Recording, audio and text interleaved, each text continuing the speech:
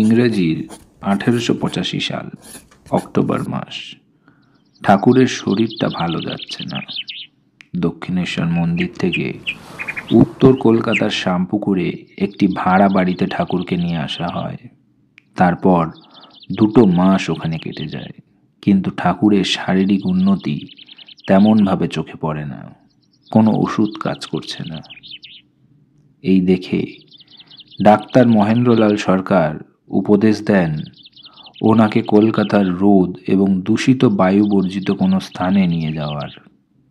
এই শুনে ঠাকুরের ভক্তরা সবাই মিলে খোঁজ শুরু করে। অনেক খোঁজ করার পর তাদের নজরে পড়ে রানী কাত্যায়নীর জামাই শ্রীমান গোপাললাল ঘোষের বাগান বাড়িটি। ভাড়া ঠিক হয় 80 টাকা, 6 মাসের জন্য। পরে এই সময়সীমা আরও 3 মাস বাড়ানো হয়। এই পুণ্য স্থানকে আজ আমরা কাশীপুর উদ্যানবাটি নামে চিনি।